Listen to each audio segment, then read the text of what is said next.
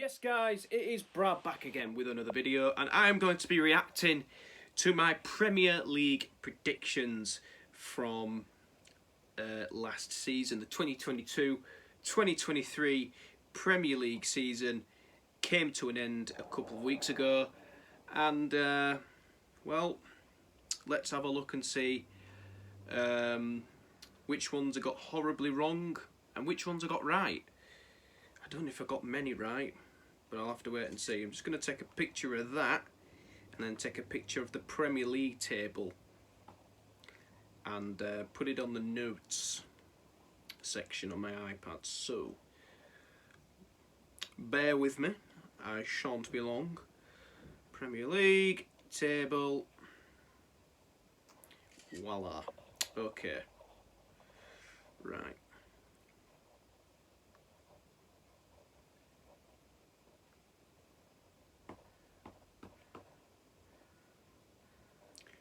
Okay, here we go.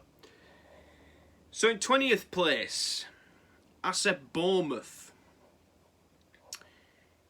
Bournemouth finished 5 places above in 15th place. So Bournemouth did stay up. Let's have a look and see what I said. Because they are. Come on. So let's get into the prediction. 3 signings. To be fair, I was actually quite confident. I had to change it a little bit based on the signings. I made some early predictions.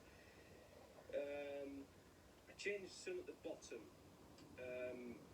But Bournemouth, for me, I actually thought they would survive because they were an established Premier League club. Obviously, they did go down. Scott Parker doesn't have a great record. Of course, he's been relegated twice as a manager. The first time you could probably say it's a bit unfair to say that because Fulham did look pretty much doomed in the 2018-19 season. Okay, so Bournemouth, I'm going to let myself off the hook with this one because Scott Parker was sacked after 4 games. He won his first one against Aston Villa. His next 3, he lost to City, Arsenal and Liverpool. I lost 9-0 at Liverpool. He made some complaints about transfers to the board in public after losing to Liverpool, and that got him the sack. For whether it was a right decision or wrong decision, I'm not too sure. But Bournemouth, you know, they did bring in Gary O'Neill, and he did an excellent job, you know. Did something nobody expected from him, to be honest, because I think when you're an interim coach, you think, they're probably going to bring in somebody else. But he's kept Bournemouth afloat. He's kept them in a stable position, and they've been a big surprise package, I suppose, at the bottom of the table. So Bournemouth, I'm going to let myself off with that one, but I've got 0 points on that one. Okay, in 19th place, this one is an absolute shocker. I said Fulham would go down. So, and I do seem to criticise Marco Silva quite a bit. Joe Rothwell, to be honest. He's also brought in. I just don't think he's a good Championship manager. I just don't think he's well suited for the Premier League. He could well prove me wrong. I've got nothing against him personally. It's just, yeah, I just don't think. I'm just not very confident that Fulham will survive. What a knobhead.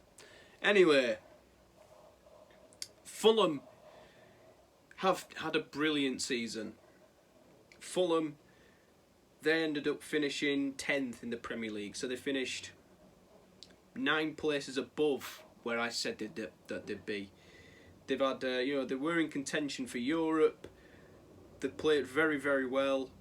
Probably unlucky in some games against some of the top sides in the league. Man City, I remember they played away and they played really, really well. Arsenal, for example. United, maybe. There were tight games. Who else? I think, you know, they went to Newcastle. You know, when they lost narrowly. They weren't comfortably beaten. They were a very, very difficult opponent to play. And Marco Silva has done a brilliant job, you know, putting Fulham into 10th place in the Premier League. So, again, though, it's 0 marks. I'm a prat. And on we go. Reason I'm not looking back at clips as much is I'm just aware of the battery on my iPad. I've only got one charger as well. So in 18th place, I said Leeds. Get in. Not exactly where they finished. They finished 19th in the Premier League, but it is basically correct. I got Leeds in the right position. Jesse Marsch got sacked. Then they brought in Javi Gracia. I thought, okay, wonder what they can do there, you know. He did alright at Watford. And then they just kept conceding loads and loads of goals, particularly in the month of April. Then big Sam Allardyce came in and couldn't save them. In 18th place, I've gone with Leeds. Okay, Leeds fans are going to call me biased, they're going to call me a prick. They didn't call me any prick. other insults? Yeah, well, basically, the fact that they just about avoided relegation on the last day of the season, get away to Brentford. They have made a few signings: Rocker, Aronson, Christensen, a right back, not the one from Chelsea, from Salzburg. But yeah, Jesse Marsch, I think, you know, his team had played very, very aggressively, and the discipline record isn't particularly the best. I don't know if they're going to have the good one. I think it could go to the last day of the season again. Another thing that I got right as well. Could go to last day of the season. It did exactly that. 17th place, I've gone with the final newly promoted side, Nottingham Forest. Do you know what? I actually think that's a decent prediction. I said Forest to stay up. I probably did change my mind a lot throughout the season. I suppose that everyone did. But that's a solid prediction. Forest did, though, finish 16th in the Premier League, not 17th. But it's still good. They signed a lot of players, and that is a big gamble, a big risk. Steve Cooper said that they had to sign those players. They didn't really have a choice, you know. They didn't choose to do that. Signing over 30 players. And they signed some quality additions in their team. So, I'm going to give myself a bit of credit there. I'm going to give myself a point for that one. I think I've got 2 points.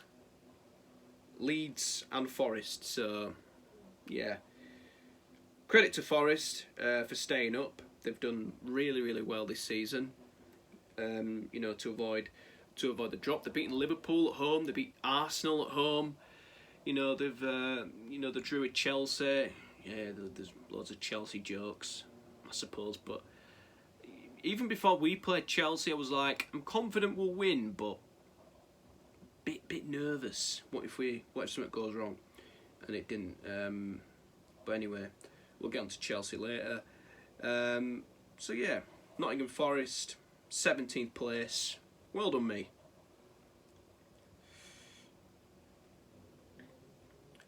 Okay, in 16th place, I said Southampton. Now, I had a bit of a stinker with this one. I said that they'd stay up, I think maybe due to experience of Ralph Hasenhüttl. Southampton went horribly wrong this season. Nathan Jones, the most bizarre appointment ever. I know he was doing alright at Luton, but he's never managed in the Premier League. And I don't know, his appointment just did not make any sense to me whatsoever. Ralph Hasenhüttl is a decent manager. You know, he did really well at Leipzig. You know, and I think he did well to keep Southampton up season in, season out. His last game, they didn't actually play that bad against Newcastle, who were just clinical on the day. So, although the result was awful, and you would have thought maybe they would have picked a few results up, but Nathan Jones, you know, not a great appointment. Then they appointed Ruben Sayes, or Seles, how you pronounce it, I'm not sure. To be fair, they did pick up some really good results against some good sides. Went to Old Trafford, got a point. Went to the Emirates, got a point. They played Tottenham at home, came from 3-1 down to draw 3-3. It is a shame that they didn't turn those losses into wins. That's probably a costly part of why they did get relegated. They did lose 25 games. Every game that you felt was a must-win for them, they lost. Against the teams around them, they've lost to Leeds. They did beat Leicester twice, actually. They beat Everton. That was Nathan Jones' only win as Southampton manager in the Premier League. Nottingham Forest lost both games to them. Bournemouth lost to them. West Ham lost there. Wolves lost at home against 10-man Wolves. That was Nathan Jones' last game. And for me, you know, I've had a bit of a stinker there. Southampton just weren't good enough. Their players were extremely young, and which is a bit of a gamble, of course. But Southampton are a club that do promote young players. I respect that, but it's cost them in the long run. In 15th place, I said Everton. Yeah, well, I thought it would be a little bit more comfortable for Everton this time round. I thought they would have learnt something from avoiding the drop last year, but clearly they didn't. Under Frank Lampard, it was miserable for them, particularly their away record.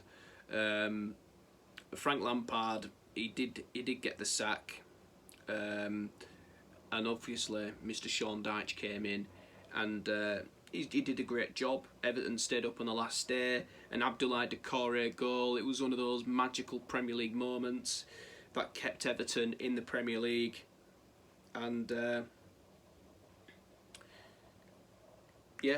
think it was a decent enough prediction, but they did finish 2 places below that.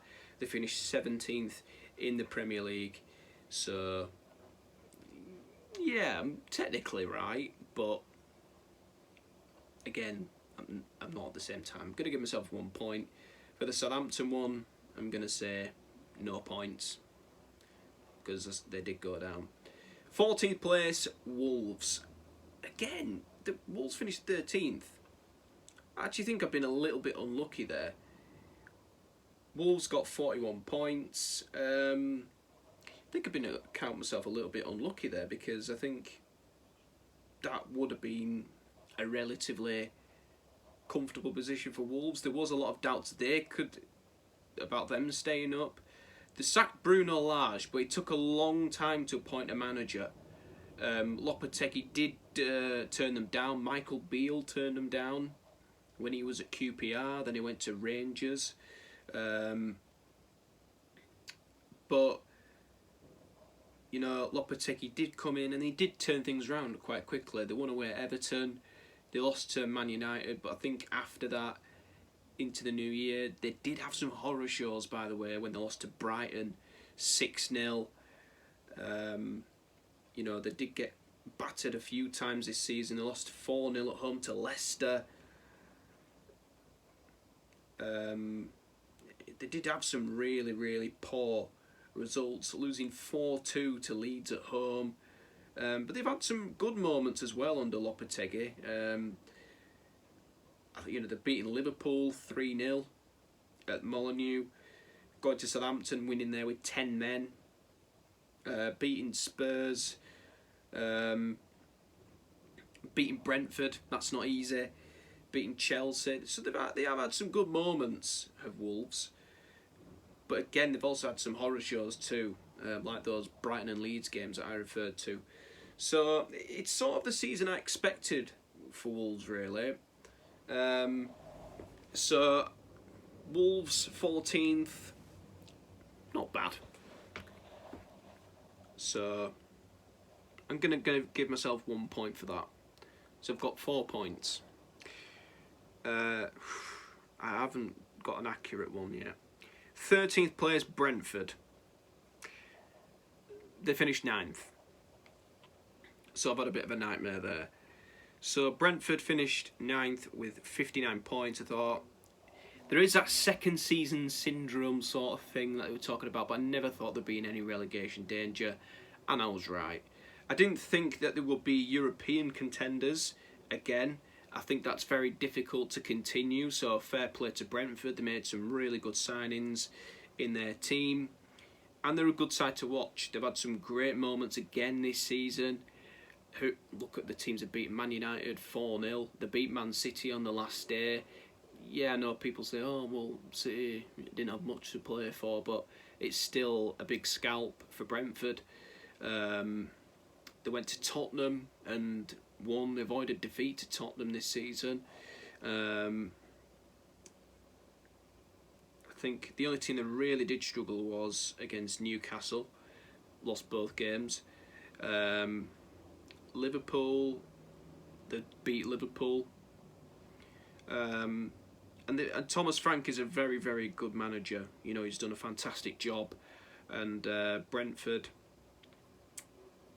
bit of a horror show, but 0 points for me on that one. In 12th place, I said Crystal Palace. Again, I've been unlucky with this one because they finished 11th. Bloody hell. So I said Crystal Palace would finish 12th in the table. They didn't. They sat Patrick Vieira. A lot of people thought it was harsh. Palace weren't scoring many goals. And I thought, for a long time I thought, Vieira will be fine. He'll keep Palace up. And then mid-season they did panic going into an international break. A week before they played Arsenal. And then they decided to let him go because Palace, they were in 12th position when they sacked him. So but there was a 9-team relegation battle and it was so tight. So Crystal Palace, I said that they'd finished 12th. I'm going to give myself a point for that one, pat on the back for that one. But again, I've been unlucky. So well done to Crystal Palace. They did bring Roy in, which is predictable. Okay, so in 11th place, I said Brighton. This deserves a big fat 0 because Brighton have had an amazing season. Graham Potter, of course, I think, again, it's building on the season before. It can be difficult because the teams around them will be a lot better. And you just think, yeah, you know, would Graham Potter go to another club? It did go to Chelsea. Of course, it didn't work out for him. We'll get onto that later. But Graham Potter, of course, I thought it could have cost Brighton. They brought in Roberto De Zerbi. I'd never heard of him when he came in. And he started, his results were mediocre. They got a 3-3 draw at Liverpool. They were beginning to have a bad season. And, you know, he didn't get off to the greatest of starts. But it was always going to take time, wasn't it? You know, I think after the World Cup, things really started to kick on for Brighton from their point of view. So they drew at Liverpool, they lost to Tottenham, lost at Brentford, drew 0-0 with Forest, lost 3-1 to Man City. So it took him 6 games. He won in his 6th game, which is a 4-1 win over Chelsea in Potter's return to the Amex. Then they won 3-2 at Wolves. And they did lose 2-1 at home to Aston Villa. They won away at Arsenal in the Carabao Cup, which is a good result. But I think things really started to kick on for them in January. They went the whole of January unbeaten, beating Everton, Middlesbrough, Liverpool, drawing at Leicester. Probably a disappointing result, to be fair, for them. And Liverpool again. And then they just kicked on massively. So for me, I've had a bit of a stinker there. 0 points for Brad. Well done to Brighton. You finished 6th place and deservingly getting into Europe. Okay, let's have a look at the next one. 10th place, I said West Ham. Oh, it's another failure for me. West Ham, I thought they'd be better because of the signings that they made. Paqueta coming in, Scamacca up front, you know, Kera coming in at the back.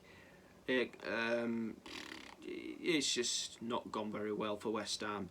They're in a European final tonight, so good luck to them. They could still get a Europa League place. But I think I expected a little bit better from West Ham. They finished 14th. Didn't have a great season in the league, but they did turn it round towards the end. So well done to West Ham on staying up, and the best of luck for you guys tonight. I hope you do well, and I hope you go on to win the Conference League. In 9th place, I said Leicester. Big fat stinker for Brad here.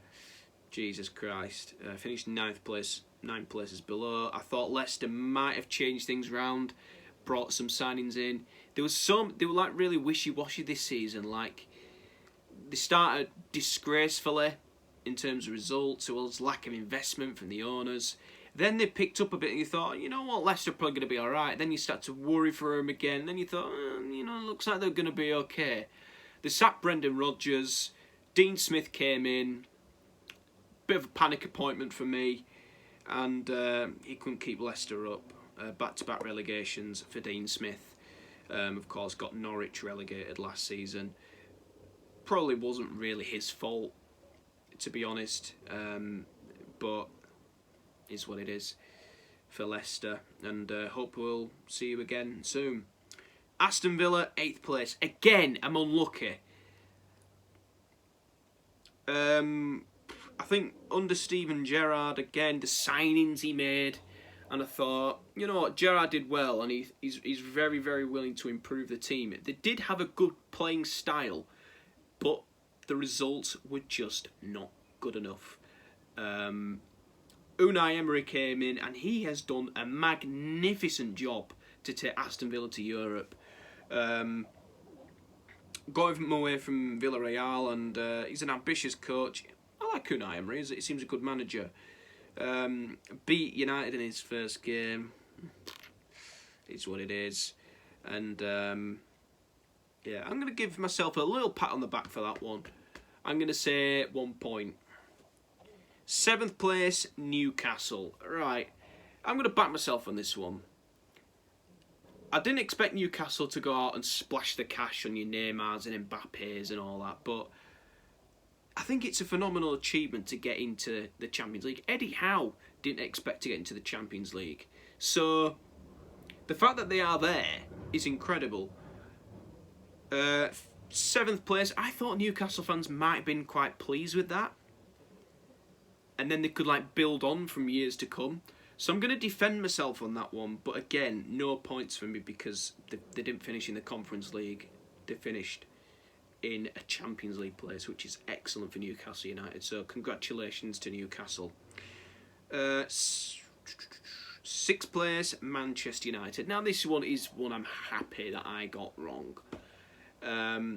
We finished 6th last year. It was a disaster class summers last season, and I thought the first 2 results, Brighton and Brentford, would be the same. That we beat Liverpool, we beat Southampton, we started winning games, and I thought, you know what, this Ten Hag guy might not be as bad as I thought.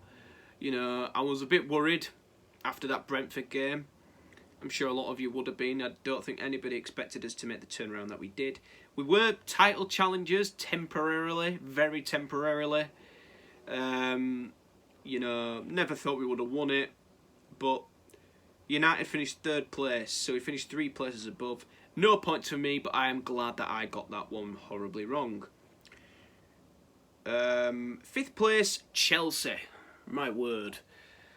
Chelsea have been awful this season. Getting rid of Tuchel didn't make any sense. They weren't playing great at the start of the season. The Leeds game we lost 3-0, that was a bit of a shock. They weren't playing great, but Thomas Tuchel was getting the results out of them. And funnily enough, if Thomas Tuchel didn't get those 10 points at the start of the season, Chelsea easily could have been relegated. So the decisions following onwards from that, appointing Graham Potter, too soon for him, I think. Graham Potter is a good manager, but I don't think he's ready for a club like Chelsea, and it did prove to be correct. He just did not. They were so far away from where they should be. Todd Bowley spending cash like it grows on trees. Honestly, it's ridiculous. But they did bring Frank Lampard in. That win over Bournemouth kept them up. Let's be honest. They were possibly slightly in danger of being relegated. But they've managed to stay up, and hopefully that they can improve under Pochettino next season. So for me, another big fat 0 for me. 4th place, I said Arsenal. I'm going to give myself 1 point for that one. They did do a hell of a lot better than I expected them to do. I think, the signings that they made, and I thought it would be really, really difficult to decide who finishes in the top 4 and how tight it will be up there this season. So for me, Arsenal have had an exceptional season under Arteta. I wanted them to win the Premier League. They didn't win the Premier League. Things just went horribly wrong after that Liverpool game. Arsenal, to get back into the Champions League for them was probably the minimum that they were expecting after last season's failure. But to challenge for the title is a phenomenal achievement. Although nothing's come from it, in the end, it's a good building block in the process of where they want to go. But they will have to start picking up trophies, of course. So, Arsenal 4th place, not a bad prediction. 3rd place, Tottenham. I will admit, I was one of them that got onto the Tottenham hype train, and I thought, they're signing, look at the players that they're signing Perisic, Basuma, who was quality at Brighton last season, Richarlison. Again, Tottenham had a horror show. I thought they'd have a decent season. I thought, could they be in contention for the title? I don't know. I don't know why I said Tottenham to finish 3rd.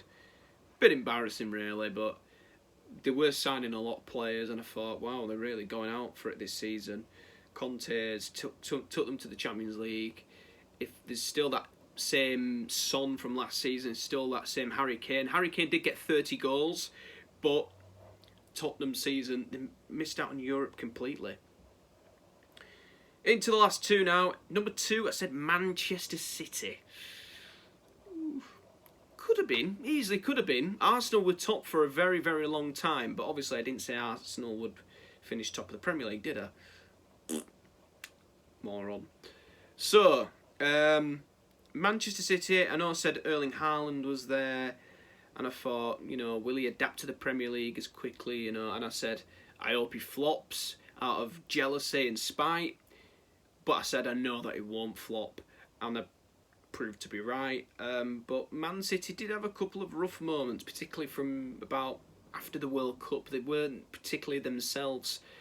It took them to lose to Tottenham away, and then after that they just won. They're like a bloody team of robots, Manchester City. So got that one wrong. I'm gonna give myself 1 point for that one because wasn't the best You know, yeah, it easily could have been right, but it wasn't. And top of the league, I said Liverpool would win the league. Kind of glad that they didn't, but I thought because last time Liverpool and City were in such a tight title race, City got on top, and then the next season Liverpool used that as fuel for the next season, and then they won the league, and I thought it would be something quite similar. Didn't happen. They lost Sadio Mane, but I thought they still have those quality players. You know, I thought Darwin Núñez, you know, would have been better. People call him the Uruguayan Andy Carroll.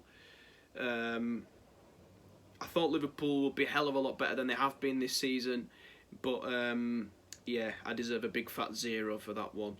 So I did not get any accurate Premier League spot predictions. In a way, I'm glad, because it's the unpredictability of the Premier League. You know, there's teams that you doubt, there's teams that you probably expect to do really well, and they seem to be below par. I was very unlucky, very, very close on a couple of them. So, yeah, 7 points, not bad, but next year, let's hope we'll get all 3. Thanks, guys, for watching this video. Also, just a reminder, yesterday, well, I wasn't very well yesterday, so I probably didn't even think about it at all, was my 4-year anniversary on YouTube, since I did my first ever video, which is class. So thank you guys for the people who've stuck by me. 217 subscribers. That is a phenomenal achievement for me personally. It means a lot to me with your support. Hopefully I get that motivation back to do more streams again next season. It's sort of faded away from March onwards, but yeah. Thank you guys for watching this video. Please remember to like, subscribe and comment below. This is Brad the Lad. See you on a bit.